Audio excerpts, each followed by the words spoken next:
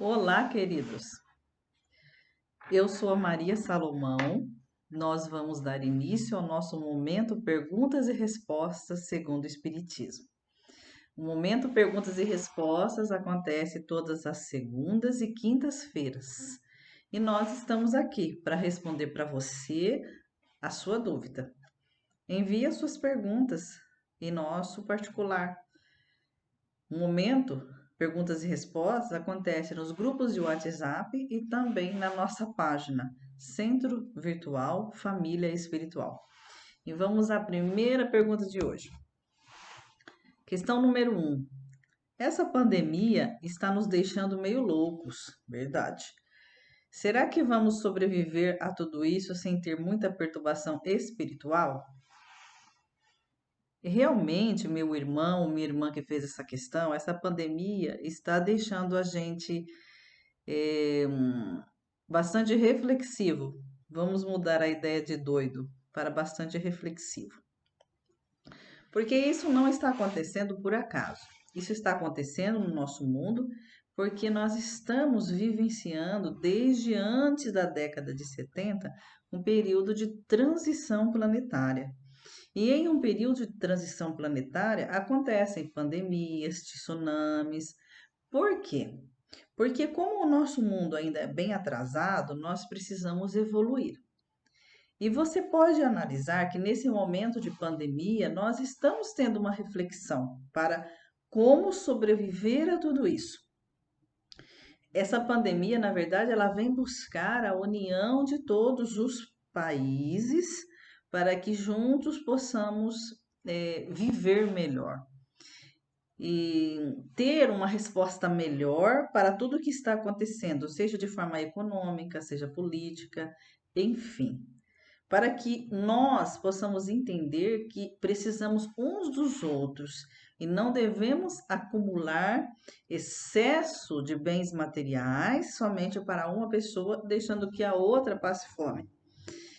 Então, essa pandemia, ela tem o objetivo de fazer com que o amor exale em nós, para que o mundo torne-se melhor, não logo após a pandemia, que ainda vai demorar um tempo, mas depois de algum tempo possamos entender melhor a mensagem. Então, tudo está sob o controle da espiritualidade, mas nós precisamos aprender a controlar a nós mesmos. Precisamos aprender a controlar as nossas finanças, os nossos sentimentos, precisamos aprender a controlar as nossas emoções, analisar a nós mesmos e saber o que nós estamos fazendo aqui nesse mundo, que às vezes a gente só dá valor às coisas da matéria e deixamos de lado as coisas espirituais, deixamos a mensagem de Jesus para trás. Dar valor à nossa família, porque agora nós estamos mais com a família e a caridade primeira começa no lar, seja com as coisas materiais e principalmente com o que podemos ofertar de espiritual e emocional positivo para o nosso familiar, para o crescimento dele. Então vamos buscar essa reflexão. Sairemos mais fortalecidos. Essa é a mensagem. Mas para estarmos fortalecidos, ainda temos uma fase, uma caminhada para chegar lá. Mas estamos com Jesus. Questão número 2. Sobre a nuvem de gafanhotos que vinha para o Brasil, é coisa do fim do mundo mesmo? Olha, o fim do mundo, na verdade, nunca aconteceu. Aconteceram fins de ciclos. A Terra, a Terra que nós vivemos, claro que um dia ela vai acabar, como tudo que tem início, tem o seu meio, tem o seu fim, mas ainda não é para agora. Podem dormir em paz. Quando acontecem essas nuvens de gafanhotos, essas mudanças climáticas, esses ciclones que ocorrem na natureza, é em virtude da própria natureza reagindo aos excessos de erros do homem. Então, tudo isso são excessos que o homem precisa fazer uma avaliação. Não é Deus que está mandando isso, são erros da própria humanidade, que vai se consertar. Então, não vai haver aí, em virtude de nuvem, gafanhotos, fim do mundo, em virtude de ciclones, em virtude de tsunamis, em virtude de pandemia. O que está acontecendo é fim de ciclos evolutivos, que significa nós compreendermos melhor o porquê estamos aqui e que precisamos agir de forma diferente. Temos respeito tanto com o ser humano quanto com a natureza. Questão número 3. Jesus foi reencarnado? No terceiro dia, sei que ele apareceu para Madalena, materializado, e o corpo físico dele, por que nunca foi encontrado?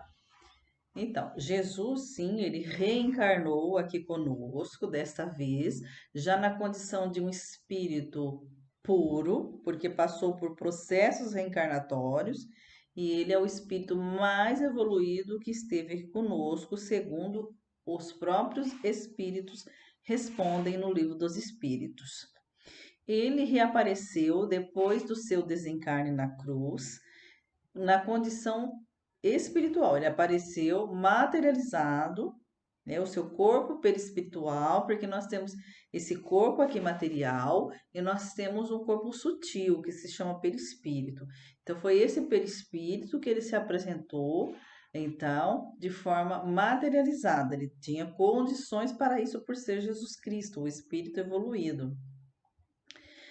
E o corpo dele ainda não foi encontrado e a ciência procura atrás aí dessas respostas, e são respostas que ainda a gente não conseguiu é, saber por que o seu corpo não foi encontrado, mas isso é de menos importância. O que é de mais importante entre corpo de Jesus é a lição que o mestre trouxe para nós, dizendo que não há morte, dizendo que nós precisamos nos melhorarmos a cada dia e a partir daí nós termos consciência de que a vida é eterna e aqui é simplesmente uma passagem. Questão número 4.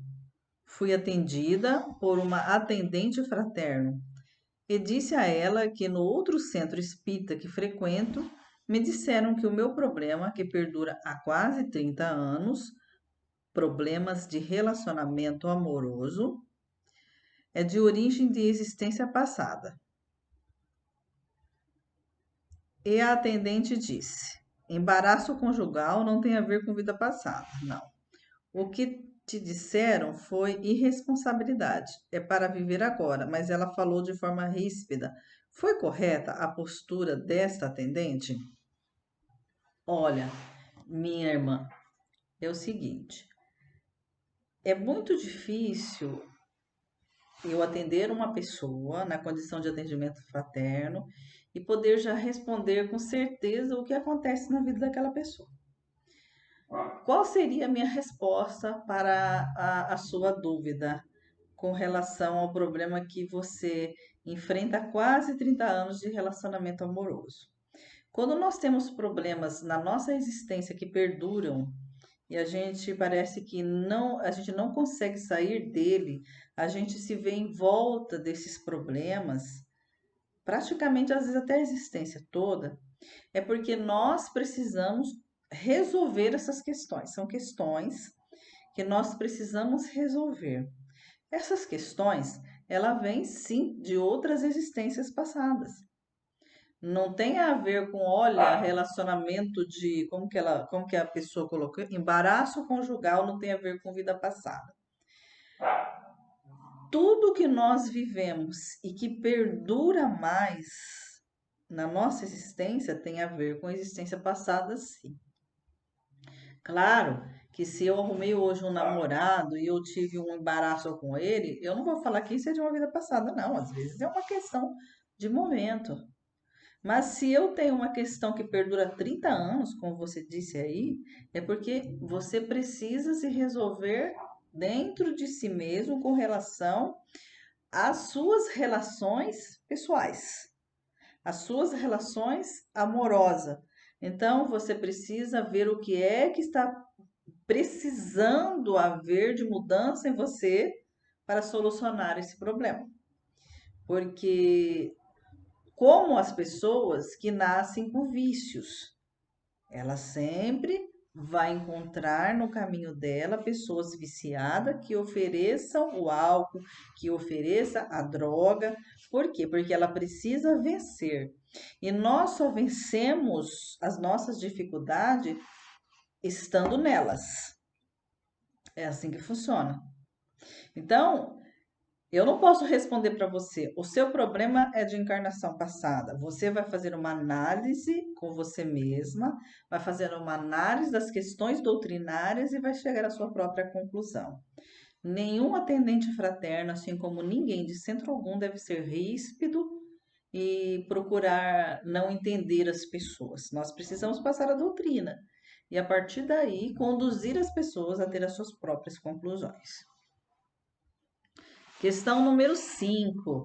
É correto afirmar que quando o outro me humilha, eu tenho que aceitar isso porque eu humilhei esse outro na existência passada? Não, é uma visão errada.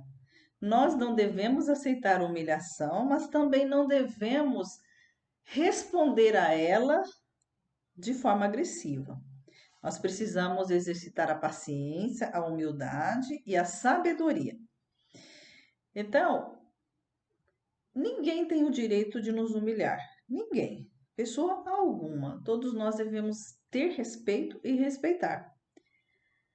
Não foi isso que Jesus nos ensinou. Ele nos ensinou a ter sabedoria, a entender o outro como um ser ainda em estágio de evolução, para que a partir desse entendimento eu possa fazer com que esse momento eu não agrave mais ainda com a minha arrogância, com o meu orgulho ou de forma violenta.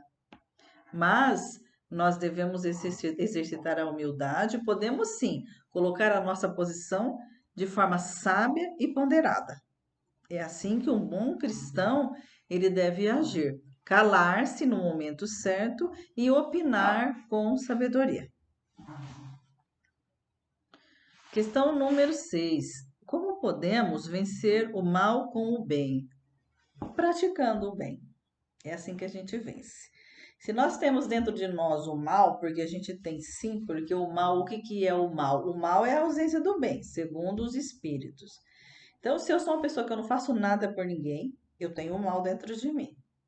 Se eu sou uma pessoa que eu sinto inveja, que eu deixo com que o orgulho fale muito alto em mim, que eu tenho vaidades em excessos, que eu gosto de humilhar, então eu tenho o mal dentro de mim. Eu vou todos os dias praticando o bem em mim. Todos os dias. Todos os dias pensando de forma mais positiva, deixando de ser orgulhoso, cada vez avaliando aí a minha conduta, o meu olhar com relação às pessoas. E aí eu vou me modificando a cada dia. Essa mudança, ela se torna mais rápida a partir do momento que eu pratico a caridade. A partir do momento que eu pratico uma caridade prática, que eu vá, então, ofertar o alimento, seja o pão material e o pão espiritual, às pessoas. Aí eu vou começar a sentir as pessoas e saber que eu tenho que mudar a minha sintonia, a minha energia e eu vou estar me aproximando mais de Jesus. Então eu vou começando a vencer o mal dentro de mim. Fora da caridade não há salvação, disse o apóstolo. Então vamos praticar. Questão número 7. Eu li no livro que nós não devemos desprezar os nossos adversários. Por quê? Não devemos desprezar ninguém, muito menos os nossos adversários. Porque se ele quer ser seu adversário, isso é um problema dele, mas você não seja adversário dele. Se ele não gosta de você, é um problema dele, mas você não nutra sentimentos negativos. Porque tudo que a gente faz por o outro volta para nós, mesmo que o outro esteja fazendo e a gente esteja revidando, porque nós não temos esse dever e nem o direito de revidar nada. Nós precisamos ter consciência de que estamos aqui no mundo para evoluir. Então, o nosso adversário, ele é até o nosso amigo. Por quê? Porque o adversário, ele aponta os nossos erros. E o nosso amigo às vezes não aponta, hein? Então, o nosso adversário, ele fala para nós os nossos defeitos, os nossos erros, por isso que às vezes a gente fica até com aquela chateação. Mas é bom, porque ele está sendo sincero. Ele funciona como um espelho para nós. Então, agradeça ao seu adversário que ele existe, porque ele vai fazer com que você evolua. Então, não despreze seus adversários. Jesus ensinou a amar os vossos inimigos. O que que ele quis dizer? A gente não consegue amar ainda, mas a gente pode respeitar, a gente pode avaliar e não desejar o mal. Já é um grande passo. Questão número 8. A compaixão é a porta para ser usada no sentimento para a luz do verdadeiro amor? Isso é verdade? Sim, nós devemos ter compaixão. A compaixão é um sentimento maravilhoso. Compaixão significa você estender a sua mão para uma pessoa e com grande carinho, com a vontade de vê-la bem. Compaixão é você sentir a dor do outro como se fosse a sua e também querer ajudar e querer tirar essa dor. Ter compaixão para com as pessoas é diferente de ter dó. Ninguém é digno de dó, mas muitos são dignos de compaixão. E às vezes a gente quer que alguém tenha compaixão de nós para poder entender os nossos sentimentos e as nossas dores. Então vamos ter compaixão para que a gente possa então chegar ao verdadeiro amor. Questão número 9. Pode-se aplicar passe em aparelhos eletrônicos? Olha, a bioenergia, ela deve ser aplicada em corpos que têm ali uma alma. Então, em pessoas, animais, mas em aparelhos é bem difícil que a nossa energia consiga fazer com que o aparelho funcione, a menos que eu seja uma pessoa do outro planeta mágica, mas isso não existe. Brincadeiras à parte. Então, não dá para se aplicar passes em aparelhos eletrônicos, porque não vai dar certo. Você vai simplesmente ficar perdendo aí as suas energias em vão. Vamos usar a nossa energia para que a gente possa auxiliar as pessoas que têm uma alma, né? Então, isso daí vai fazer com que a gente trabalhe de forma correta. Questão número 10. Pode haver o mal dentro de um próprio centro espírita? O mal, ele existe na Terra. Então, ele vai existir dentro do centro espírita, dentro de igrejas, dentro de templos, dentro de famílias, em todos os lugares. O mal é a ausência do bem, segundo os espíritos. O mal é o julgamento, são as mazelas que tem dentro do ser humano. E no centro espírita existem seres humanos, na categoria evolutiva igual a nossa. Todos nós somos iguais, então existe o mal. Quero até acrescentar aqui nessa questão que aquela pessoa que se afasta do centro, se afasta da igreja em virtude dos seus membros, de ver que eles estão errando, ou a pessoa se afasta do centro porque ele viu que a Maria Salomão, eu, sou uma pessoa comum que erro todos os dias. Você está completamente errado. Por quê? Porque nós devemos estar nos templos religiosos e no centro espírita pela doutrina espírita, por Jesus e não pelas pessoas, porque as pessoas nos decepcionam todos os dias. Então a gente tem que aprender a não deixar com que a gente se decepcione, porque isso é uma característica inferior nossa. Sigamos a doutrina e não sigamos pessoas. Que Jesus nos abençoe. Esse foi mais um momento perguntas e respostas. Estaremos com vocês todas as segundas e todas as quintas-feiras. É uma grande satisfação. Um abraço.